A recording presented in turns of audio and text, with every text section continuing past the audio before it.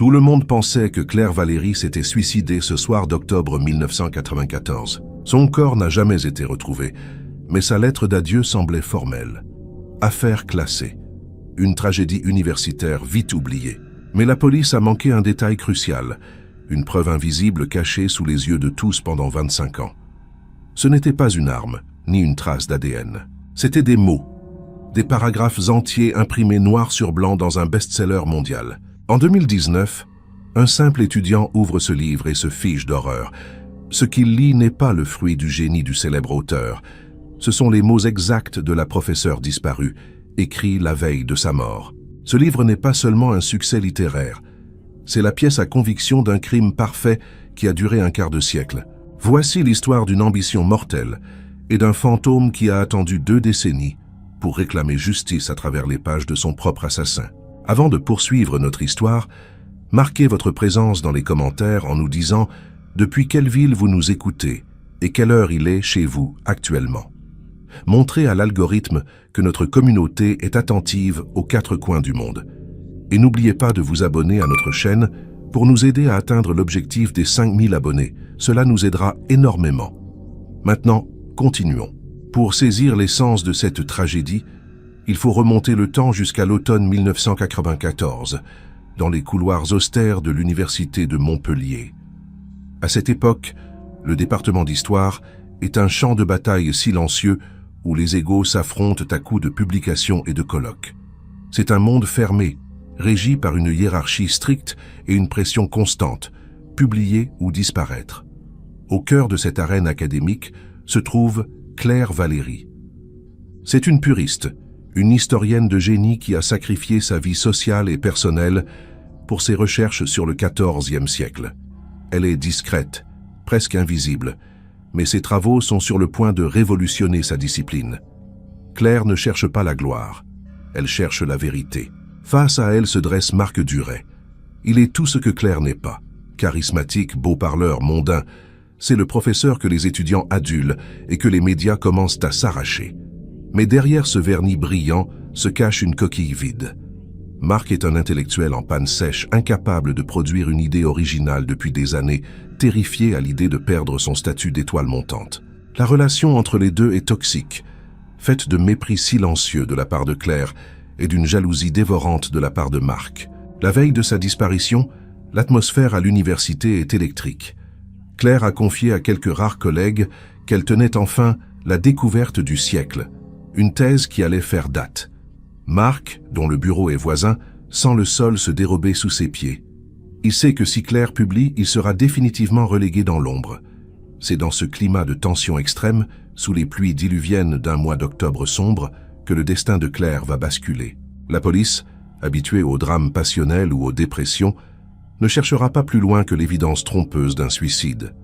Ils ne comprendront pas que dans ce milieu, les idées valent plus cher que la vie humaine, et que certains sont prêts à tout pour ne pas être oubliés par l'histoire. La nuit du 14 octobre 1994 n'était pas une nuit comme les autres à Montpellier.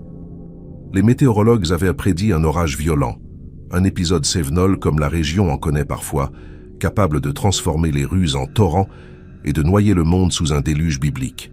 Vers 22 heures, l'université Paul Valéry ressemblait à une forteresse abandonnée, assiégée par les éléments.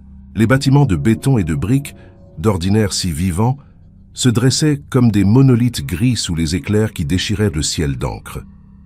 À l'intérieur du département d'histoire, le silence était presque total, seulement troublé par le grondement du tonnerre et le martèlement incessant de la pluie contre les toits. C'était une atmosphère de fin du monde, un décor parfait pour ce qui allait devenir l'un des plus grands mystères judiciaires de la région. Dans son bureau du 3e étage, Claire Valéry ne prêtait aucune attention à la fureur du climat. Assise à son bureau, entourée de piles de livres qui montaient jusqu'au plafond comme des murailles de papier, elle vivait un moment de calme absolu, une épiphanie intellectuelle. Devant elle, 350 pages dactylographiées représentaient la somme de 10 années de travail acharné. Sa thèse sur les réseaux d'influence ecclésiastiques au XIVe siècle n'était pas seulement une étude historique, c'était une bombe à retardement académique. Elle avait découvert des correspondances inédites, des preuves que personne n'avait cherchées avant elle, démontrant qu'une figure historique majeure, jusque-là considérée comme un saint, était en réalité un manipulateur politique de premier ordre. Claire savait ce que cela signifiait, la reconnaissance, la fin des regards condescendants de ses collègues masculins, la fin de l'ombre. Elle a pris son stylo rouge pour corriger une dernière virgule sur la page de garde. Elle a souri, un sourire rare, fatigué mais triomphant. Elle a regardé sa montre. Il était presque minuit. Il était temps de rentrer, de dormir quelques heures avant la présentation du lendemain qui allait changer sa vie. Elle a commencé à ranger ses affaires, glissant le précieux manuscrit dans une chemise cartonnée bleue. C'est à ce moment-là qu'elle a entendu le bruit. Ce n'était pas le tonnerre, c'était plus proche. Un grincement de parquet dans le couloir désert. Claire s'est figée. Le gardien de nuit, M. Ferrand, passait toujours à 21h et à minuit pile. Il était 23h40. De plus, Ferrand traînait la jambe. Son pas était lourd et rythmé. Les pas qu'elle entendait maintenant étaient furtifs, rapides, comme ceux d'un prédateur qui ne veut pas être entendu, mais qui ne peut s'empêcher d'avancer. Elle a posé la main sur le téléphone fixe, le cœur battant à tout rompre. Une ombre s'est dessinée sous la porte. Quelqu'un était là, immobile, attendant. La poignée s'est abaissée avec une lenteur terrifiante. Claire a ouvert la bouche pour demander qui était là, mais la porte s'est ouverte brusquement, laissant entrer la lumière crue du couloir. Marc Duret se tenait dans l'encadrement. Il était trempé, ses cheveux collés au front, son imperméable ruisselant sur le linoléum du bureau. Mais ce n'était pas son apparence qui a glacé le sang de Claire, c'était son regard. Il n'y avait plus trace de la fausse camaraderie habituelle, plus de ce charme onctueux qu'il utilisait en salle des professeurs. Ses yeux étaient fixés sur la chemise bleue posée sur le bureau. Il savait qu'elle avait fini. Il savait que demain, il ne serait plus le jeune prodige du département, mais celui qui a été surpassé. La conversation qui a suivi, personne ne l'a entendue, mais on peut la reconstituer avec une certitude glaçante. Marc n'était pas venu pour débattre, il était venu pour négocier sa survie académique. Il a dû demander à voir le texte, prétextant une curiosité amicale, une dernière relecture. Claire, méfiante mais ne pouvant imaginer la violence physique de la part d'un collègue, a dû refuser, serrant le dossier contre elle. C'est le geste qui a tout déclenché. La panique de Marc, son ambition dévorante, se sont transformées en une rage froide. Il n'y a pas eu de cris perçants. L'université était vide et les murs épais étouffaient les sons. La lutte a été brève. Marc, plus fort, poussé par l'adrénaline du désespoir, a pris le dessus. Un coup, peut-être une bousculade malheureuse contre le coin du bureau massif, ou peut-être un acte plus délibéré, une strangulation silencieuse. Claire s'est effondrée. Le silence est retombé sur le bureau 312, plus lourd qu'avant. Marc Duret se tenait debout, le souffle court, le manuscrit dans les mains. Il a regardé le corps inerte de sa collègue. Il n'a pas ressenti de remords, seulement une terreur pragmatique. Que faire? Comment expliquer cela? C'est là que son esprit, habitué à construire des récits historiques, a commencé à construire une fiction. Il a regardé la fenêtre battue par la pluie.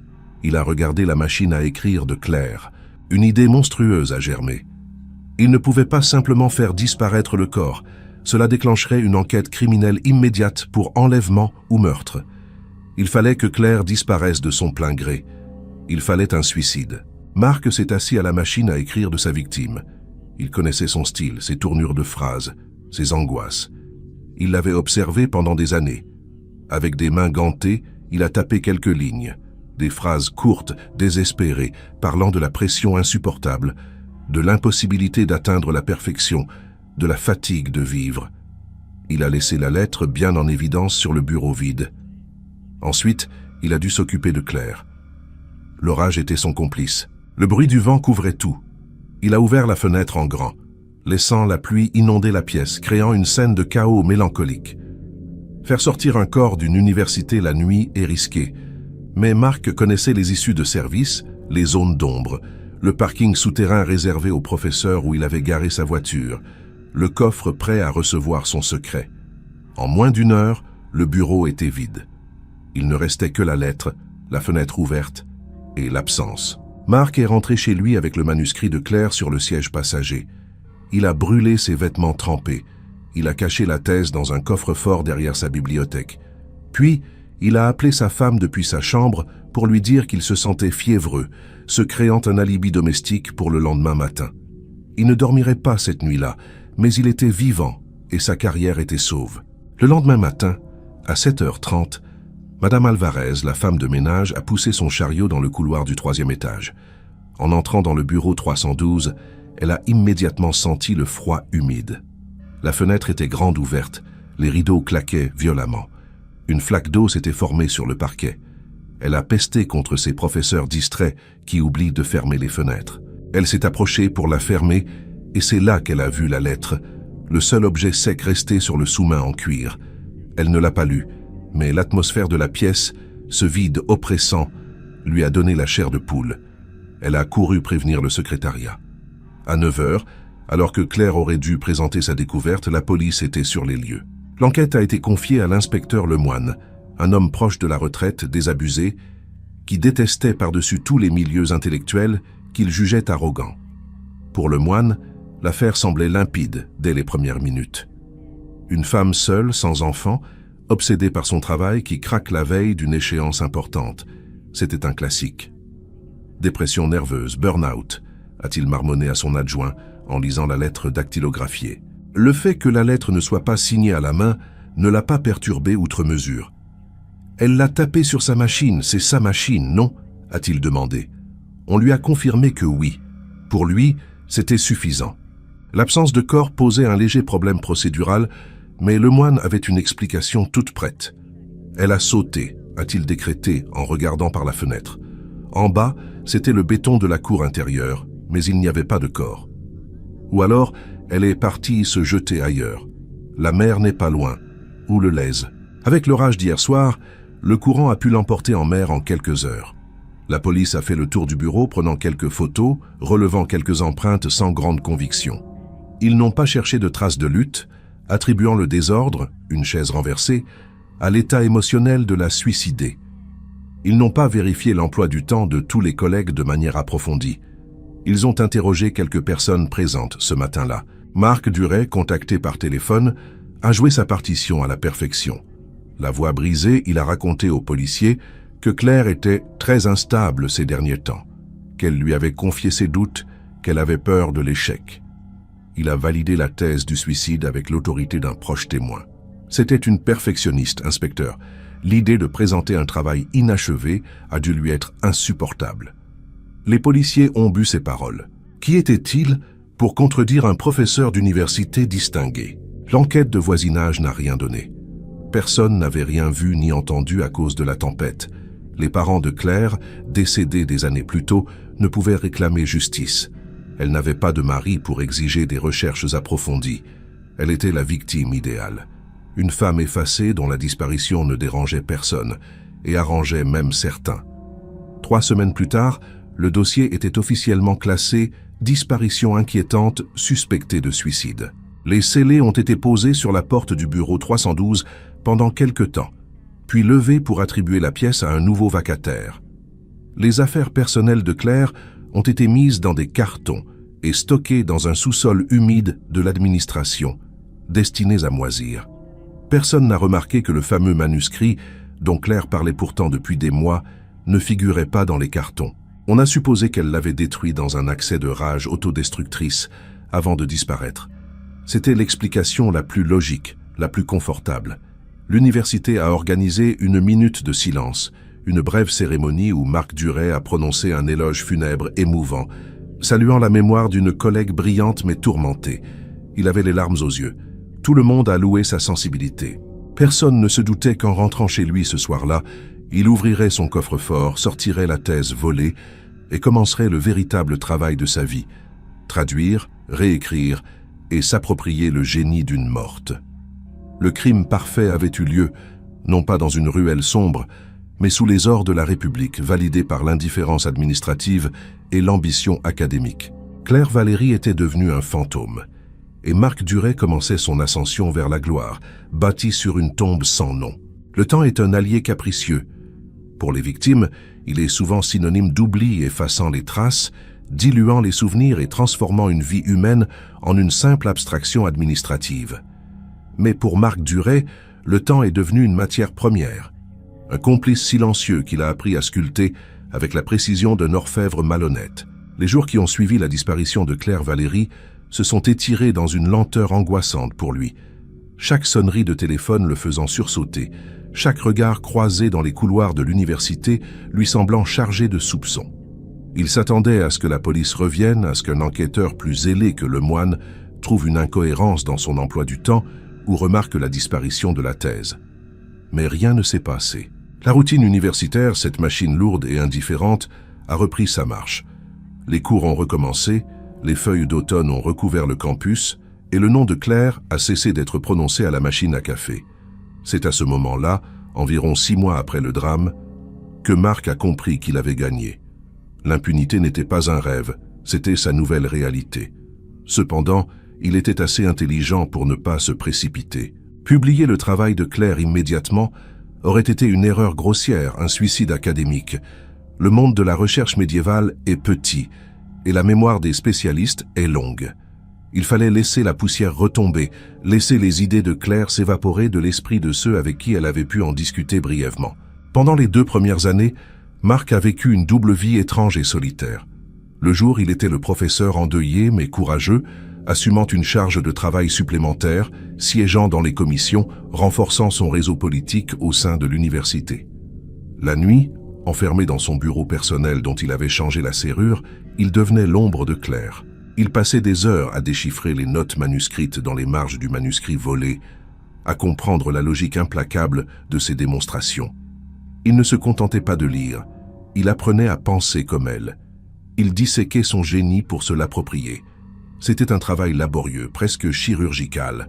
Claire avait un style sec, factuel, purement scientifique. Marc, lui, avait la plume facile, le sens de la formule, le goût du romanesque. Il a commencé par traduire la thèse. Non pas d'une langue à une autre, mais d'un esprit à un autre. Il prenait les découvertes brutes de Claire, ces diamants non taillés extraits des archives du Vatican, et il les enrobait dans sa propre prose séduisante. Il transformait l'analyse rigoureuse des flux financiers ecclésiastiques en une saga de pouvoir et de trahison digne d'un roman historique. Il savait que c'était ce que le public et les éditeurs voulaient, de l'histoire qui se lit comme un thriller. Sa première tentative fut modeste. En 1997, 3 ans après la disparition, il publia un article dans une revue spécialisée mais influente, Les Annales du Moyen Âge. L'article traitait d'un aspect périphérique de la thèse de Claire, un détail concernant la correspondance secrète d'un évêque mineur. Ce n'était qu'une miette du festin qu'il avait volé, mais l'effet fut immédiat. Ses pairs, qui le considérèrent jusqu'alors comme un vulgarisateur sympathique mais léger, furent surpris par la profondeur de l'analyse et la nouveauté des sources citées. On le félicita pour ce renouveau intellectuel. Marc savoura ces éloges comme une drogue. Il vit que personne ne faisait le lien. Claire était oubliée. Sa propriété intellectuelle était devenue une terre vierge que Marc pouvait coloniser à sa guise. Rassuré, il accéléra la cadence. Au tournant du millénaire, alors que le monde s'inquiétait du bug de l'an 2000, Marc Duret entrait dans son âge d'or. Il publia son premier grand ouvrage basé sur le premier tiers de la thèse volée. Le succès fut retentissant. Non seulement le livre se vendit bien en librairie, chose rare pour un ouvrage d'histoire, mais il lui ouvrit les portes des médias parisiens. On commença à voir Marc Duret partout, sur les plateaux de télévision tard le soir, fumant la pipe avec une fausse modestie, expliquant les intrigues du XIVe siècle avec un sourire en coin. Dans les colonnes des grands journaux, où il signait des tribunes sur l'importance de l'histoire pour comprendre le présent. Il devint le visage de l'histoire médiévale en France. Il quitta son petit bureau de Montpellier pour des fonctions plus prestigieuses, accumulant les honneurs. Directeur de recherche, chevalier des arts et des lettres, consultant pour des documentaires historiques. Durant toutes ces années, il garda le manuscrit original de Claire caché, non plus dans un coffre, mais ironiquement au milieu de ses propres archives, dans une boîte banale étiquetée « Fiscalité 1990 ». Il savait que personne n'irait fouiller là-dedans. Le manuscrit était son talisman et sa source inépuisable. À chaque fois qu'il sentait son inspiration faiblir, à chaque fois qu'il avait besoin d'un nouveau sujet de conférence pour maintenir son statut, il y puisait une idée. Il vampirisait l'œuvre de la morte, goutte à goutte, s'assurant de ne jamais tout révéler d'un coup, gérant son stock de génie volé avec une parcimonie calculatrice. Pendant ce temps, dans les sous-sols du palais de justice, le dossier Claire Valéry jaunissait. L'humidité avait commencé à ronger les agrafes métalliques, laissant des traces de rouille sur le papier. La technologie policière évoluait à une vitesse fulgurante. Les fichiers furent numérisés, l'ADN devint reine, les bornages téléphoniques permirent de résoudre des crimes complexes. Mais comme l'affaire avait été classée en suicide sans corps, elle ne bénéficia d'aucune de ces avancées. Elle restait figée dans le temps, une anomalie analogique dans un monde numérique. Personne ne réclama de réouverture. Les rares amis de Claire étaient passés à autre chose ou étaient décédés. Elle n'était plus qu'un nom sur une liste, une statistique. L'université elle-même avait changé. Les vieux bâtiments furent rénovés, le Wi-Fi remplaça les câbles Ethernet, les étudiants prirent l'habitude de tout vérifier sur Google. C'est paradoxalement cette modernisation qui allait devenir le talon d'Achille de Marc, mais il ne pouvait pas encore le savoir. Il méprisait cette nouvelle technologie, préférant l'odeur du vieux papier, se posant en gardien des traditions. Il ne se doutait pas que la numérisation massive des thèses et des archives, ce projet global de mémoire du monde, allait créer le terrain propice à sa chute. 25 ans passèrent ainsi, une génération entière. Marc Duret avait vieilli, ses cheveux étaient devenus blancs, ce qui ajoutait à son aura de patriarche sage. Il approchait de la retraite, mais il voulait sortir par la grande porte. Il voulait laisser une œuvre définitive, son grand œuvre. Il sentait que le moment était venu de jouer sa dernière carte, la pièce maîtresse du puzzle de Claire qu'il gardait jalousement depuis ce soir d'octobre 1994. Le cœur de sa théorie révolutionnaire, la preuve irréfutable du complot politique qu'elle avait découvert. Il savait que ce livre serait un choc sismique dans le monde académique. Il passa l'année 2018 à l'écrire, ou plutôt à le recopier en l'adaptant. Il se sentait intouchable. Qui pourrait contester la paternité de ses idées après un quart de siècle? Claire était un fantôme, et les fantômes ne portent pas plainte pour plagiat. Il intitula le livre « Le silence des cathédrales ». La campagne de promotion fut massive. Avant même sa sortie, on parlait du prix Goncourt de la biographie, on parlait de traduction dans 20 langues. C'est ainsi qu'en septembre 2019, le livre arriva sur les étals des librairies, avec son bandeau rouge, le chef-d'œuvre de Marc Duret.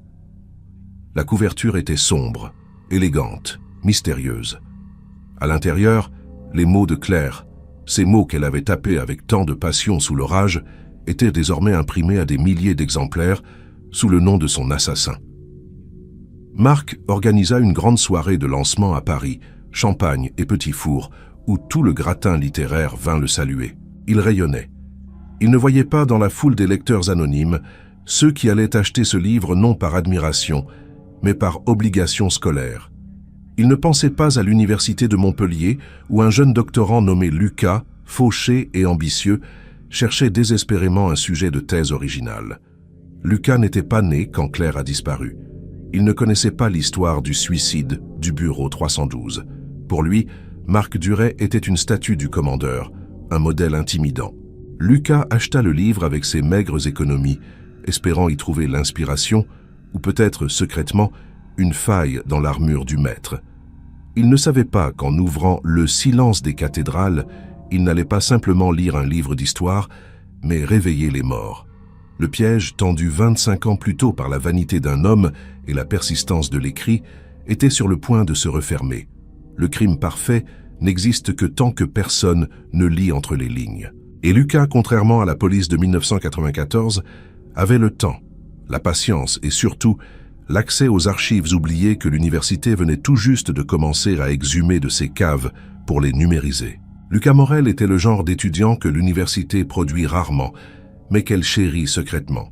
À 24 ans, ce doctorant aux lunettes rondes et au pull trop grand vivait pour l'histoire médiévale. Il habitait un studio minuscule sous les toits du quartier de l'Écusson, un espace saturé de livres où l'odeur du café froid se mêlait à celle du vieux papier. Lucas vouait un culte presque religieux à Marc Duret. Pour lui, le professeur n'était pas seulement une célébrité, c'était le maître incontesté, celui qui avait réussi à rendre le XIVe siècle aussi palpitant qu'une série télévisée. La sortie de « Le silence des cathédrales » était l'événement de son année.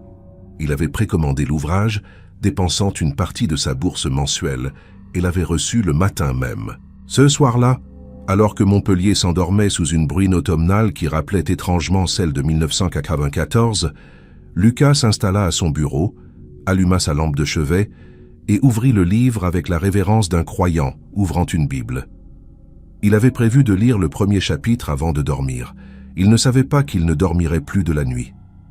La lecture commença comme un enchantement. La prose de Duret était fluide, imagée, puissante. Lucas soulignait des passages au crayon gris, annotait les marges avec des points d'exclamation admiratifs. Mais vers la page 150, quelque chose d'étrange se produisit. Une sensation désagréable, comme un grattement à l'arrière du crâne. Une impression de déjà-vu. Il lisait un passage traitant de la correspondance chiffrée entre le pape Clément VI et un cardinal dissident. La phrase était complexe, articulée autour d'une métaphore nautique très spécifique comparant l'Église à un navire sans gouvernail pris dans la tempête du schisme. Lucas s'arrêta. Il connaissait cette phrase. Il ne l'avait pas lue dans un autre livre de Duret.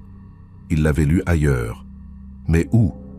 Sa mémoire, habituellement encyclopédique, patinait. Il ferma les yeux, visualisant les milliers de pages qu'il avait ingérées pour sa propre thèse.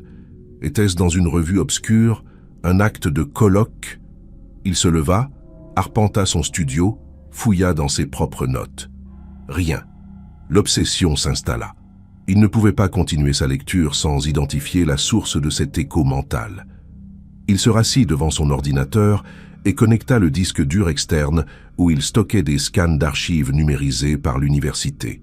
Depuis 2 ans, la faculté avait lancé un grand plan de sauvegarde du patrimoine académique, numérisant en vrac des milliers de documents administratifs et de travaux d'étudiants des décennies passées. Lucas, qui travaillait comme vacataire à la bibliothèque pour payer son loyer, avait passé des mois à scanner des cartons poussiéreux. Il lança une recherche par mots-clés dans sa base de données personnelle. Il tapa « navire, gouvernail, Clément VI ». La barre de chargement avança lentement. L'écran afficha un résultat. Un seul. Lucas fronça les sourcils. Le fichier n'était pas un livre publié. C'était un PDF brut, mal scanné, intitulé « Box Archive, East 1994, CV, Draft ». Il double-cliqua. Le document s'ouvrit. C'était la reproduction numérique de feuilles dactylographiées, pleines de ratures et de corrections manuelles. En haut de la première page, un nom qu'il ne connaissait pas, Claire Valéry. Il fit défiler le document jusqu'à trouver les mots-clés. Et là, le sang se glaça dans ses veines. La phrase était là, identique. L'Église, tel un navire dont le gouvernail aurait été brisé par l'orgueil des hommes, dérivait vers les récifs du schisme. Il regarda le livre de Duret ouvert sur ses genoux. L'Église, tel un navire dont le gouvernail aurait été brisé par l'orgueil des hommes, dérivait vers les récifs du schisme. Pas un mot ne changeait. Même la ponctuation était la même. Lucas sentit un vertige. Marc Duret avait-il cité cette Claire Valéry? Il vérifia les notes de bas de page. La bibliographie à la fin du volume. Aucune mention de Claire Valéry. Rien. L'esprit de Lucas chercha une explication rationnelle. Peut-être que Claire Valéry était une ancienne étudiante de Duret. Peut-être avaient-ils travaillé ensemble. Il fallait en avoir le cœur net. Il était 2 heures du matin, mais il ne pouvait pas attendre. Il commença à faire des recherches sur cette Claire Valéry. Internet n'avait presque aucune trace d'elle. Une vieille page HTML de l'université listait les membres du département en 1993. Son nom y figurait, maître de conférence. Puis plus rien. Il finit par tomber sur un article de presse numérisé du Midi Libre datant d'octobre 1994. Le titre était court « Suicide à l'université, une enseignante disparaît ». Lucas lut l'article avidement. On y parlait de dépression, de disparition, d'une lettre d'adieu. On mentionnait que son corps n'avait jamais été retrouvé. On disait aussi qu'elle travaillait sur une thèse révolutionnaire. Lucas fit le lien avec une rapidité effrayante. Elle disparaît en 1994. Elle laisse des brouillons. 25 ans plus tard, Duret publie un livre contenant ces phrases exactes. Le lendemain matin, Lucas était le premier devant les portes de la bibliothèque universitaire. Il avait les yeux cernés, le teint pâle, mais une détermination féroce l'animait. Il ne se dirigea pas vers les salles de lecture lumineuses, remplies d'étudiants connectés. Il descendit directement au niveau 2 dans ce qu'on appelait la réserve. C'était un endroit hors du temps, un dédale d'étagères métalliques sous des néons grésillants, où l'air était sec et chargé de poussière. C'était le domaine de Madame Harel, l'archiviste en chef, une femme proche de la retraite qui considérait les livres comme des êtres vivants et les étudiants comme des parasites potentiels. Lucas, grâce à son job étudiant, était l'un des rares qu'elle tolérait. Il la salua brièvement et demanda l'accès au fonds 1990-1995, section Histoire médiévale. Elle le regarda par-dessus ses lunettes, surprise par cette demande inhabituelle. Personne ne consultait jamais ses archives administratives. Elle lui indiqua l'allée 4B tout au fond. Lucas s'enfonça dans la pénombre des rayonnages. Il trouva les cartons. Ils étaient empilés de manière anarchique, certains éventrés. Il chercha l'étiquette correspondant au scan qu'il avait trouvé la veille. Après 20 minutes de fouille, il tomba sur une boîte en carton gris marquée au feutre noir « C'est Valérie, affaire perso, non réclamée ». Il posa la boîte sur une table de consultation en métal. Ses mains tremblaient légèrement. Il souleva le couvercle. À l'intérieur, c'était comme ouvrir un tombeau. Il y avait des stylos séchés, une tasse à café avec une tache de rouge à lèvres fossilisée, des lunettes de vue, et en dessous, des chemises cartonnées. Lucas sortit les papiers. C'était l'original, le vrai manuscrit. Le papier était jauni, l'encre de la machine à écrire avait légèrement pâli, mais le texte était lisible. Lucas sortit de son sac l'exemplaire flambant neuf de Le silence des cathédrales de Marc Duret. Il l'ouvrit à plat sur la table. À sa gauche, Le travail d'une morte, tapé en 1994. À sa droite, le best-seller de 2019. Il commença la comparaison systématique. Ce n'était pas seulement une phrase, c'était des paragraphes entiers, des pages entières. Duret avait changé quelques adjectifs, modernisé certaines tournures, coupé des passages trop techniques, mais la structure, l'argumentation, l'enchaînement des idées et surtout ces tics d'écriture unique, tout était là. Lucas reconnut une habitude stylistique de Claire, l'usage fréquent du point-virgule pour créer des rythmes ternaires. Duret, dans ses précédents ouvrages, utilisait des phrases courtes, hachées. Ici, il adoptait le souffle long et complexe de Claire. Lucas tourna les pages, fébrile. Il découvrit un chapitre sur les financements des croisades. Dans le brouillon, Claire avait mis une note manuscrite dans la marge. Vérifier source archive Vatican Règlement 456. Dans le livre de Duret, la note de bas de page citait exactement la source Vatican Règlement 456. C'était du copier-coller, mais c'était pire que du plagiat. En lisant les notes personnelles de Claire glissées entre les pages, Lucas découvrit la voix de la femme derrière le texte. Elle écrivait ses doutes, ses espoirs. « Si je prouve ça, Duret va enrager », avait-elle griffonné sur un post-it rose collé sur la page 200. Lucas s'arrêta net. Il relut le post-it. « Duret va enrager ». Elle le connaissait. Ils étaient rivaux. Lucas sentit un froid intense l'envahir, malgré la chaleur étouffante de la réserve. Il réalisa que Duret n'avait pas trouvé ce manuscrit par hasard dans une brocante 20 ans après. Claire travaillait ici, dans cette université. Duret travaillait ici. Elle avait disparu la veille d'une présentation. Duret avait publié son travail 25 ans plus tard, quand tout le monde l'avait oublié. L'image de son idole se fissura brutalement pour laisser apparaître un monstre. Lucas ne voyait plus le professeur érudit. Il voyait un prédateur. Il imagina Duret entrant dans ce bureau, volant ses papiers. Mais une question plus sombre émergea. Si Claire s'était suicidée, pourquoi n'avait-elle pas détruit ses papiers? Ou pourquoi ne les avait-elle pas laissés en évidence pour la postérité? Pourquoi ces papiers avaient-ils atterri dans une boîte non réclamée? Et surtout, comment Duret avait-il eu accès à ce contenu s'il était censé être perdu? La réponse frappa Lucas comme un coup de poing. Duret avait eu l'original entre les mains. Il ne l'avait pas consulté aux archives, il l'avait possédé.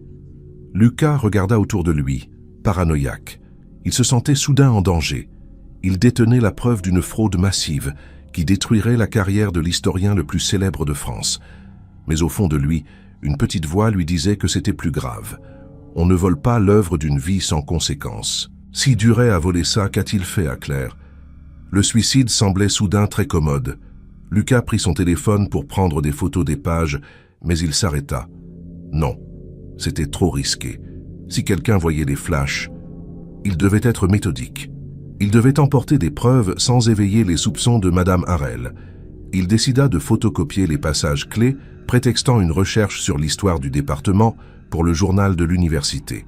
Pendant qu'il attendait devant la vieille photocopieuse qui grinçait à chaque passage de lumière, Lucas observait le visage de Claire Valéry sur une photocopie de sa carte d'enseignante trouvée dans la boîte. Elle avait un visage sérieux, un peu triste, encadré par des cheveux bruns coupés courts. Elle le regardait à travers le grain du papier et les années.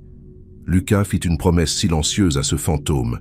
Il n'allait pas seulement dénoncer un plagiat. Il allait comprendre ce qui s'était passé cette nuit-là. Il n'était plus un étudiant admiratif. Il était devenu le seul témoin d'un crime intellectuel qui cachait peut-être un crime de sang. Il rangea soigneusement les copies dans son sac, remit les originaux dans la boîte grise et la replaça sur l'étagère poussiéreuse.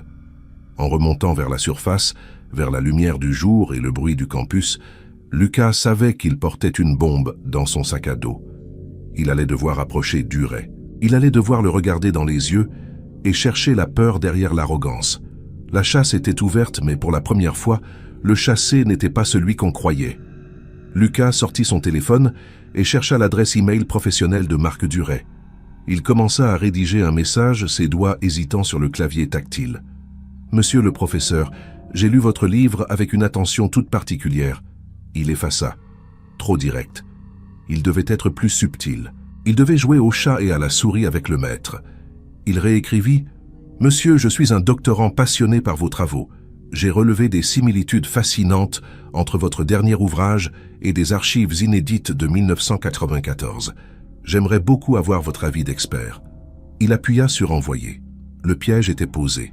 Marc Duret se tenait au sommet du monde, ou du moins au sommet de la coupole de l'Institut de France, un verre de champagne millésimé à la main. Les lustres en cristal se reflétaient dans ses yeux plissés par un sourire de façade, alors qu'il écoutait distraitement les compliments d'un critique littéraire du Figaro. Son téléphone vibra discrètement dans la poche intérieure de son smoking. Un geste anodin, une vibration silencieuse qui allait pourtant provoquer un séisme dans son existence dorée. Il s'excusa d'un hochement de tête poli, s'éloigna vers une alcôve de velours rouge, à l'abri des regards, et sortit l'appareil. L'écran lumineux afficha un courriel d'un expéditeur inconnu. L'objet était banal. Question d'un doctorant. Mais le contenu, ces quelques lignes polies et faussement naïves, lues par Lucas quelques heures plus tôt, eurent l'effet d'une douche glacée. Similitudes fascinantes. Archives inédites de 1994. Marc relut le message 3 fois. La musique classique de la réception sembla s'éloigner, étouffée par le battement sourd de son propre sang dans ses tempes. Il connaissait ce sentiment. Il l'avait ressenti 25 ans plus tôt dans le couloir du département d'histoire, juste avant d'entrer dans le bureau de Claire. C'était la peur pure, animale, celle de la proie, qui sent le souffle du chasseur.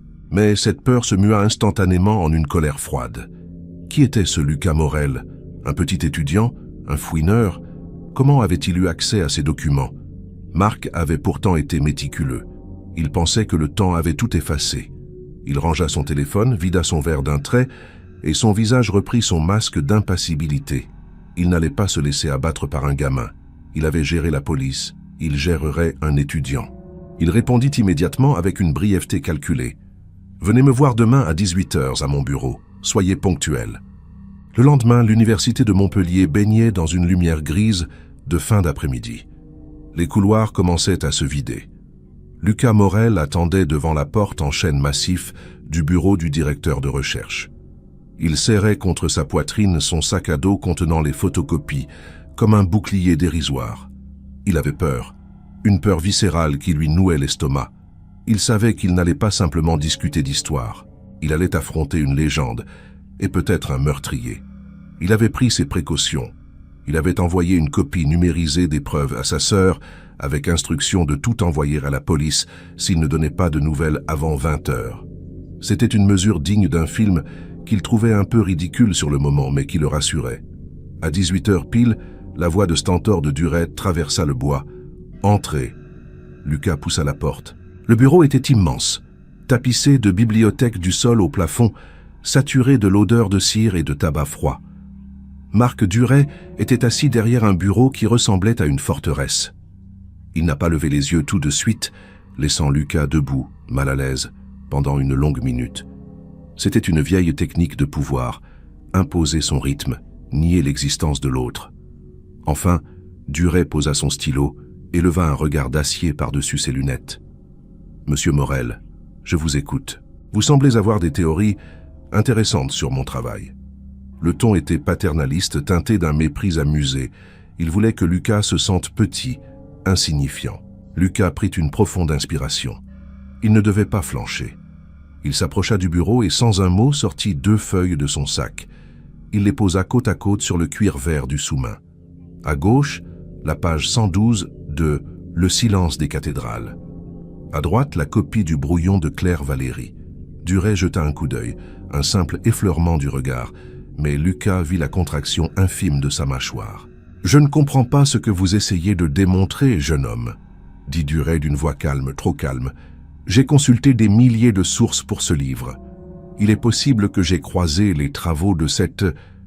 Comment s'appelle-t-elle déjà? Claire Valéry? C'était une collègue il y a longtemps. Nous échangions beaucoup. Les idées circulent, vous savez. L'histoire n'appartient à personne. C'était la défense classique.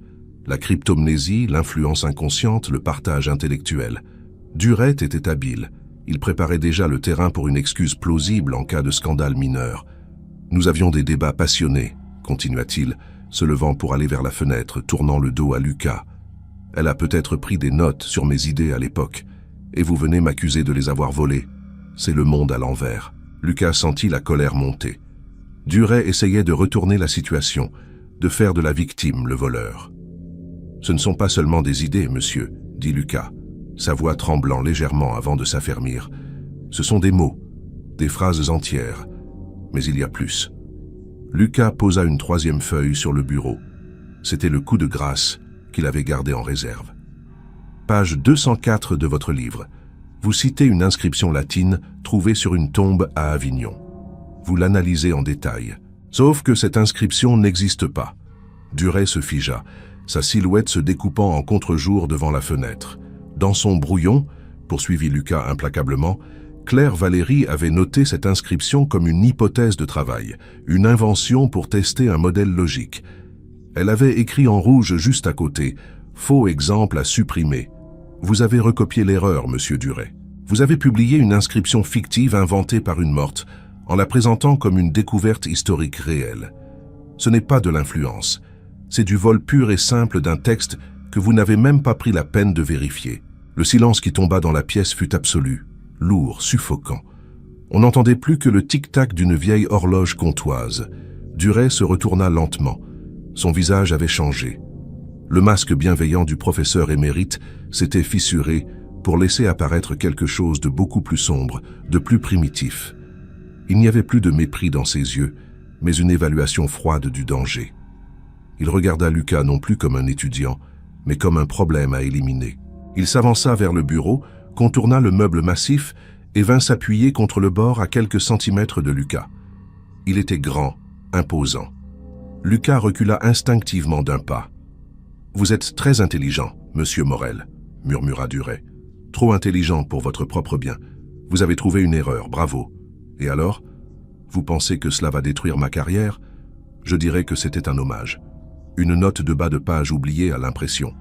Mes éditeurs me soutiendront. Le public m'adore. Qui croira un étudiant obscur contre le plus grand médiéviste français? Ce n'est pas le plagiat qui m'inquiète le plus, lâcha Lucas, poussé par une audace suicidaire. C'est la date. Ce manuscrit date d'octobre 1994, la semaine de sa disparition. La police n'a jamais trouvé ces papiers. Ils étaient censés avoir disparu avec elle. Comment les avez-vous eus, monsieur Duret? Comment avez-vous pu copier un texte qui se trouvait sur le bureau d'une femme qui s'est volatilisée le soir même? L'air sembla se raréfier dans la pièce. Duret ne bougea pas, mais ses pupilles se dilatèrent. Lucas venait de franchir la ligne rouge. Il ne parlait plus d'éthique académique, il l'accusait implicitement de meurtre. Duret sourit, mais c'était un sourire sans joie, un rictus de prédateur acculé. « Vous avez une imagination fertile, » dit Duret doucement. « C'est dangereux, l'imagination. Ça fait voir des liens là où il n'y en a pas. Ça fait commettre des imprudences. Il fit un pas vers Lucas. Claire était fragile, perturbée. Elle m'avait confié ses brouillons pour que je les relise. C'est tout. Sa mort, sa disparition fut une tragédie. Je l'ai gardé en souvenir. J'ai voulu faire vivre son travail à travers le mien. C'est un mensonge, répliqua Lucas. Elle vous détestait. J'ai lu ses notes personnelles. Elle écrivait que vous étiez un imposteur qui voulait voler sa thèse. Elle avait peur de vous. Duret perdit son calme pour la première fois. Il frappa du poing sur la table, faisant sursauter Lucas. « Ça suffit.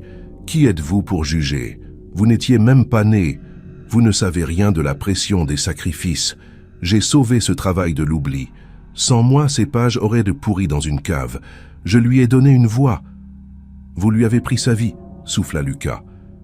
Duret s'approcha, envahissant l'espace vital de Lucas. Il baissa la voix, la rendant encore plus menaçante. « Écoutez-moi bien, petit. Vous allez me donner ces copies.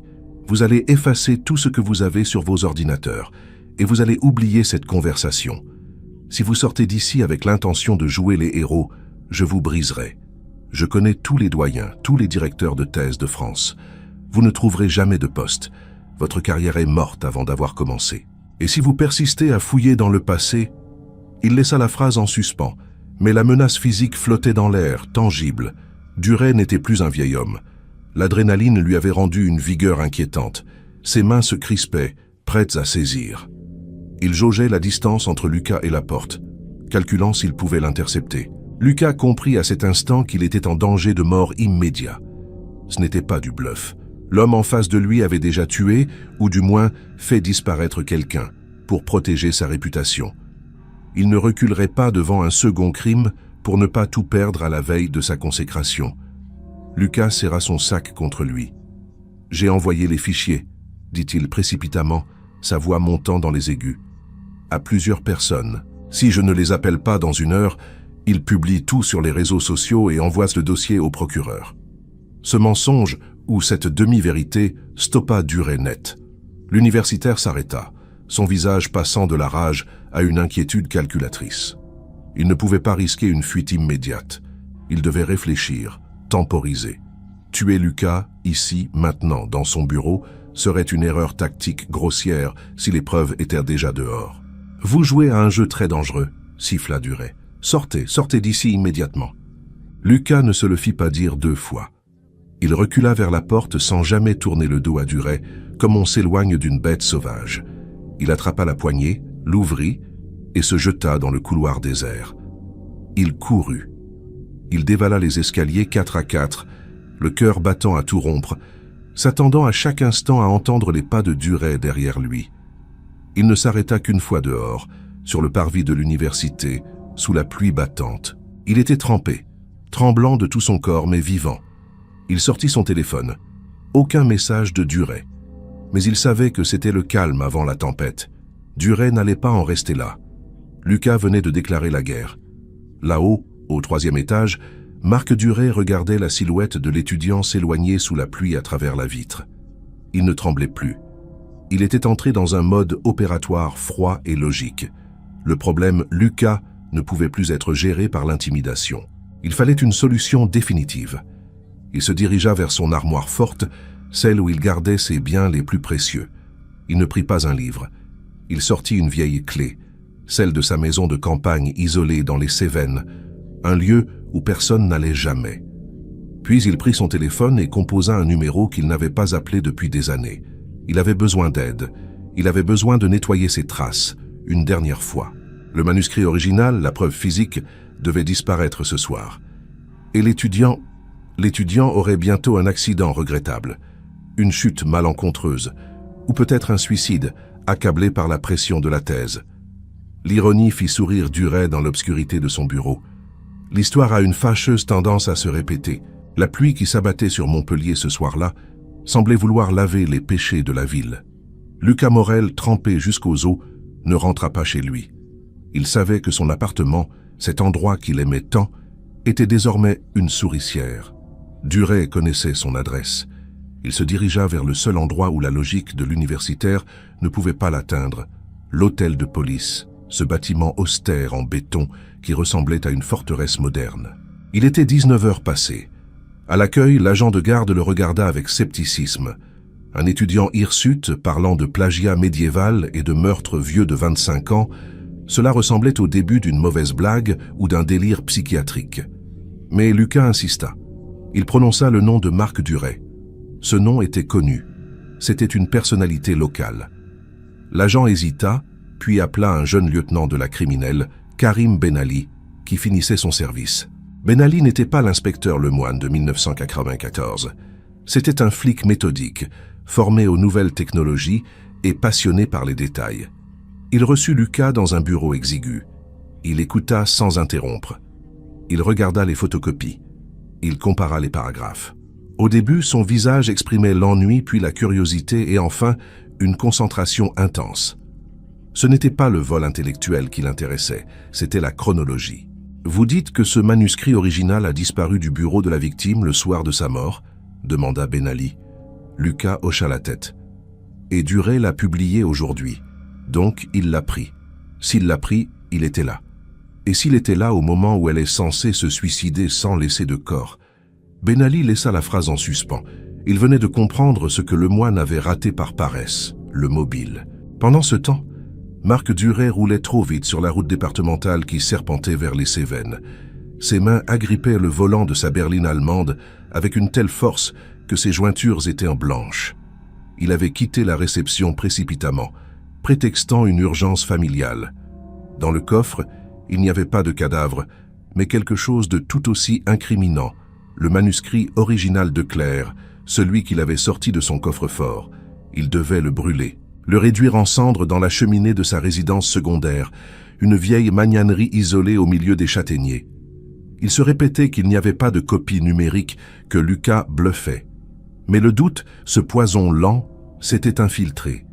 Et si l'étudiant avait vraiment scanné les pages, peu importe, sans l'original, sans l'objet physique qui portait les empreintes de Claire et les siennes mêlées, sans l'analyse du papier datant de 1994, tout ne serait que conjecture.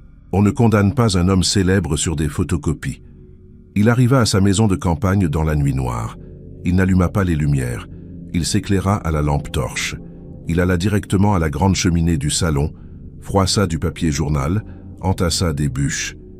Il sortit la chemise bleue, celle qui contenait l'âme de Claire Valéry. Il la regarda une dernière fois. Il n'éprouva aucune pitié, juste une haine tenace pour cette femme qui continuait de le hanter depuis l'au-delà. Il craqua une allumette. À Montpellier, Benali avait passé 2 coups de fil. Le premier au procureur pour obtenir une commission rogatoire en urgence, arguant d'un risque imminent de destruction de preuves dans une affaire de disparition inquiétante jamais élucidée. Le procureur, réticent à s'attaquer à une figure publique, avait fini par céder devant la solidité de l'argumentaire sur le faux historique. Le second appel fut pour géolocaliser le téléphone de Duret.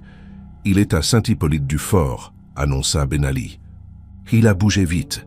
Il va détruire quelque chose. » 3 voitures de police banalisées partirent en trombe, gyrophares bleus déchirant la nuit, suivis par Lucas, qui avait insisté pour venir, assis à l'arrière du véhicule de Benali, silencieux et terrifié. Le trajet dura une éternité. Lorsqu'ils arrivèrent sur le chemin de terre menant à la maison de Duret, ils virent une fumée s'échapper de la cheminée. « Merde !» hurla Benali. Ils enfoncèrent le portail. Les policiers sortirent, armes au poing, mais ce n'était pas une fusillade qu'ils redoutaient. Ils enfoncèrent la porte d'entrée. Duret était à genoux devant l'âtre, tisonnier en main, regardant les flammes lécher le papier jauni. « Police, éloignez-vous du feu !» Duret se retourna, ébloui par les lampes torches. Il avait l'air d'un fou, les yeux exorbités, le visage barbouillé de suie. Il tenta un geste dérisoire pour pousser le reste du dossier au cœur des braises. Benali se jeta sur lui, le plaquant au sol, tandis qu'un autre policier saisissait une carafe d'eau posée sur la table pour éteindre le foyer. Le choc thermique fit siffler les cendres. Une odeur âcre de papier brûlé remplit la pièce. Duret hurlait « C'est ma propriété! Vous n'avez pas le droit, c'est mon travail !» On lui passa les menottes. Lucas entra lentement dans la pièce. Il vit les policiers extraire des débris fumants de la cheminée. Tout n'était pas perdu.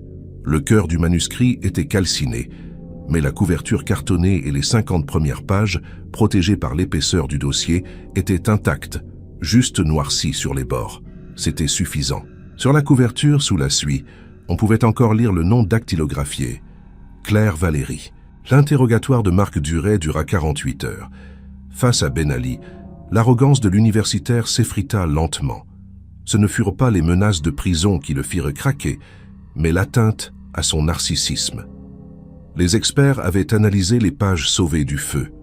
Non seulement elles correspondaient mot pour mot au livre de Duret, mais l'analyse de la machine à écrire révéla un détail accablant. La lettre E de la machine de Claire était légèrement surélevée. Cette anomalie se retrouvait sur le manuscrit, mais aussi sur la lettre de suicide conservée dans les scellés de 1994. Mieux encore, certaines pages du manuscrit, des ajouts postérieurs, avaient été tapés sur la propre machine de Duret de l'époque. Il avait mélangé les feuillets. La preuve matérielle de sa possession du document et de son travail de réécriture était faite. Mais le coup de grâce vint de la psychologie. Ben Ali, habile, piqua Duret au vif. « Au fond, monsieur Duret, vous n'êtes qu'un copiste, un simple secrétaire qui a mis au propre les idées d'une femme plus brillante que lui. » Duret, rouge de rage, hurla « C'est faux, j'ai tout restructuré. Elle avait les faits, mais je leur ai donné le souffle. Sans moi, ce n'était que de la poussière. J'ai fait de son brouillon un chef-d'œuvre. » L'aveu était là. En revendiquant la paternité du style, il avouait le vol du fond et, par extension, sa présence sur les lieux du crime pour s'emparer de la matière première. Il n'avoua jamais le meurtre explicitement. Il continua de parler d'un accident, d'une dispute qui avait mal tourné, d'une chute. Il indiqua finalement aux enquêteurs un endroit dans la forêt de l'Égoile, à 2 heures de route, où il avait enterré le corps 25 ans plus tôt. Les fouilles menées sous la pluie froide de novembre permirent de retrouver des ossements. L'analyse dentaire confirma qu'il s'agissait de Claire Valéry. Le suicide était officiellement requalifié en assassinat. L'affaire fit la une de tous les journaux. « Le professeur plagiaire est meurtrier », titrait Le Monde. Le monde académique fut secoué par un séisme sans précédent. Les éditeurs retirèrent les livres de Duret des ventes. L'université de Montpellier, humiliée, lança un audit complet de ses archives. Marc Duret, l'homme qui voulait entrer dans l'histoire, y entra effectivement, mais comme l'un des plus grands imposteurs criminels du siècle. Le procès de Marc Duret, 1 an plus tard, fut le théâtre d'une étrange ironie. L'homme qui avait passé sa vie à parler, à séduire les foules, resta muré dans un silence hautain, refusant de regarder les familles des victimes ou ses anciens étudiants. Il fut condamné à la réclusion criminelle à perpétuité, mais la véritable sentence, celle qui le torturait le plus dans sa cellule, était la déchéance de son nom. Toutes ces distinctions lui furent retirées. Ses théories furent disséquées et attribuées à leurs véritables auteurs. Il était devenu une note de bas de page infamante. Lucas Morel, quant à lui, ne finit jamais sa thèse sur le XIVe siècle. Il avait vu de trop près la noirceur de l'ambition académique. Il devint éditeur, spécialisé dans la réhabilitation d'ouvrages oubliés. Sa première publication fut une édition critique et annotée de la thèse originale de Claire Valéry. Le livre, sobrement intitulé « La découverte », sortit 26 ans après la mort de son autrice. Sur la couverture, un seul nom, Claire Valéry. En préface, Lucas raconta toute l'histoire, transformant l'ouvrage scientifique en un témoignage vibrant de vérité. Le livre fut un succès, non pas pour le scandale, mais pour la brillance intellectuelle qu'il révélait enfin au monde. Lors de la cérémonie de remise de diplôme de l'année suivante, une plaque fut dévoilée à l'entrée de la bibliothèque d'histoire de l'université. Elle portait le nom de Claire. Lucas était là, au fond de la salle, regardant les nouveaux étudiants passer devant la plaque sans vraiment s'arrêter, pressés par leurs propres ambitions. Il sourit tristement. Il avait appris une leçon que l'histoire enseigne rarement dans les livres. La vérité est patiente. Elle peut être enterrée, brûlée, volée, réécrite par les vainqueurs du moment. Mais elle finit toujours, inéluctablement, par remonter à la surface, portée par des détails infimes, comme une faute de frappe sur une vieille machine à écrire, ou la curiosité d'un étudiant insomniaque. Claire Valéry avait disparu, mais ses mots avaient survécu à son bourreau. Et dans le monde des idées, c'est la seule immortalité qui compte.